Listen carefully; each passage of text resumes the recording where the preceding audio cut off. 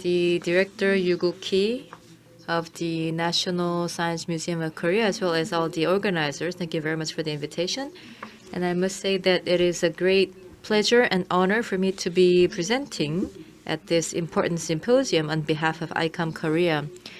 Now, I understand that this year marks the 30th anniversary of the National Museum of Korea, the National Science Museum of Korea being relocated to Taedok. And now today, the topic requested from me was about the cities, local communities, Science Museum, and SDG 11. In other words, what the science museums and science centers can do to help advance the SDG 11. Now, I'm sure that this was discussed at length yesterday, but let me just once again emphasize, especially about the SDG 2030. And now this is based on our recognition of the limited resources of the Earth.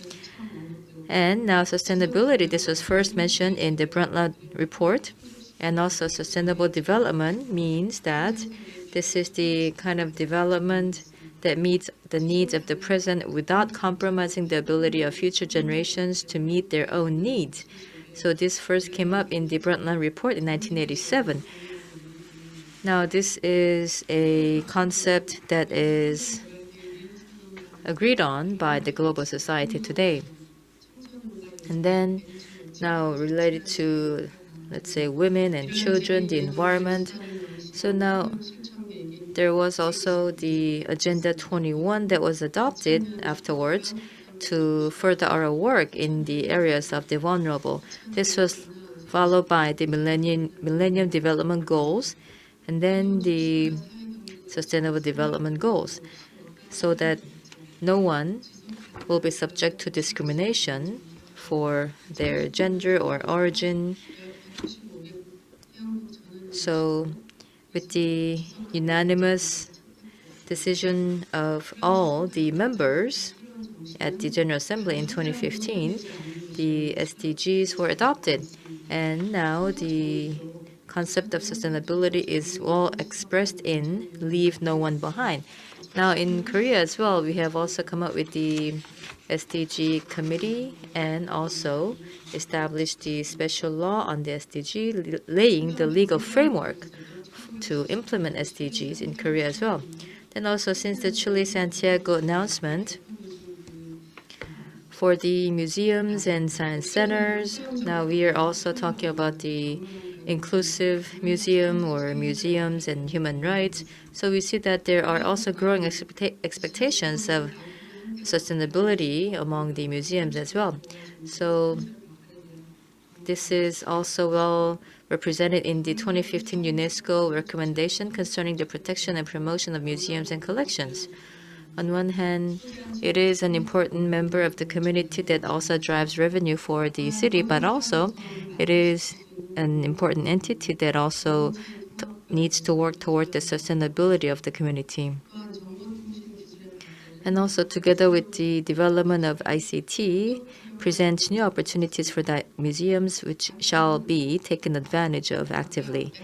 Now, ICOM, now as was mentioned by Ekaterina earlier, now in the resolution last year in Kyoto, it also mentioned that the museums can be an important tool to achieve the SDGs by 2030. And the museums can work together and should work together with other entities in the community to further the creative development of the community. So now then, it is the science centers and the science museums that are at the leadership among the museums in trying to meet the SDGs. Because the SDGs are also highly related to the science museums, because it also has a lot to do with climate change and also reduction of carbon emission. And that is why many of the science museums have already been dealing with related topics. For example, on the International Day of Science Museums, now I understand that many of the science museums are hosting exhibits that are related to SDGs. And also,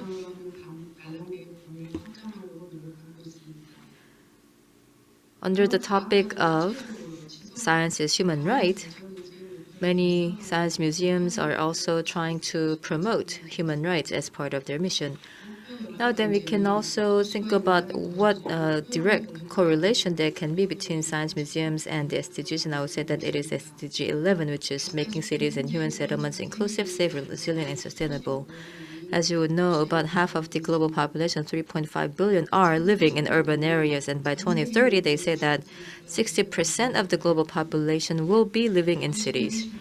This means that the cities also take up, well, cities take up only about 3% of the entire territory of the world, but it takes up 30% of the energy consumption and also 70% of the carbon consumption and carbon emission, and it is having the worst impact on environmental degradation. So the cities with infrastructure and jobs, people keep flowing in, and the cities continue to expand. But also inside the cities, there is the issues of poverty, crimes, and unemployment, and spatial shortage, water shortage, pollution, and environmental degradation. So uncomfortable truths. So the cities that have everything, but as we can see this year, there are also the natural disasters, for example, typhoons and floods, and once we have a power outage, then it could crumble the very essence of a city. And they say that the COVID-19 is also partly spreading very widely because of the density in the urban areas. So this means that the cities are also quite vulnerable to natural disasters as well as pandemic. Now then, given that the science museums are already doing a lot, then we also have to think about what we can do further in order to link these efforts to meeting SDG goals. Now, first is getting started with the SDG as the local agenda. So first we have to review the exhibits and the programs of the museums and then think about what are related to SDG 11 and also try to make improvement.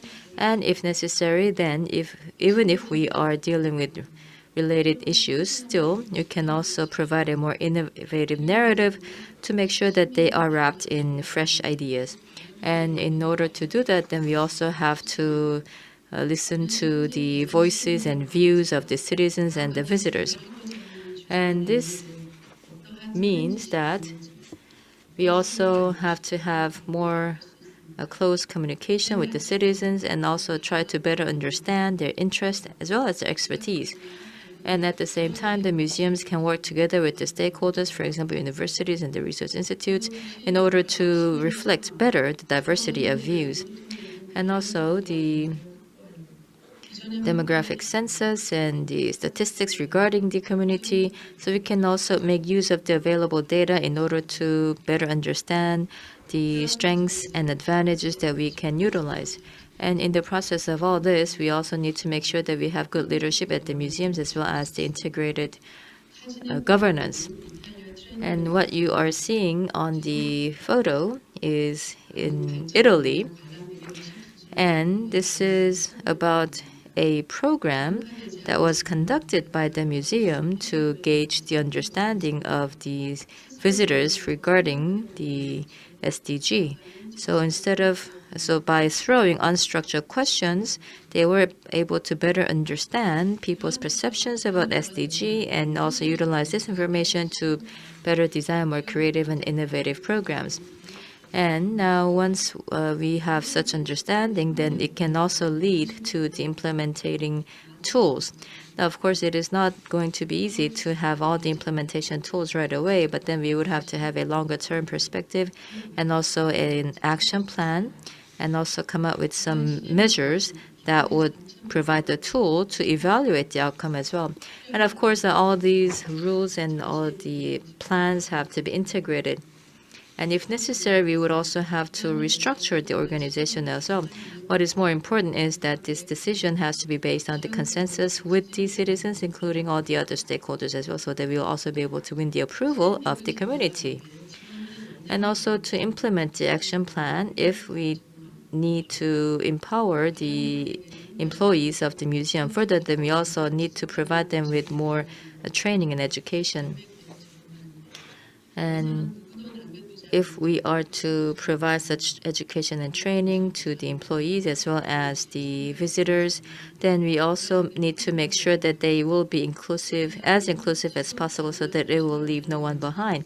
So we also need to create the kind of cultural openness that will leave no one behind, and then that will also revamp the culture and mindset inside and outside of the museum.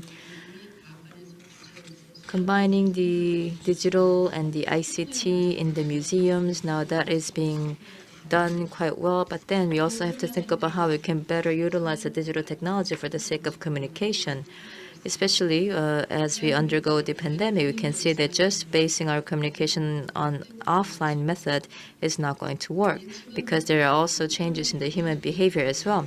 Now, of course, it is not easy to predict the future, but then now even after COVID-19 is gone, we can now see that the existing offline mechanisms of communication or education will be less efficient. So we also have to remain open to such new possibilities.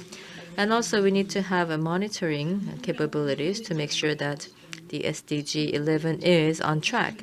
And again, I would say that it is one important goal of the SDG 11, and that is to make sure that no one is left behind. And to make sure that that is done, then we also have to come up with the right kind of indicators and also more detailed indicators. At first glance, it sounds difficult, but then we also have to include all the different factors, for example, gender and the place of location or age and so forth, and then collect the statistics based on the different factors.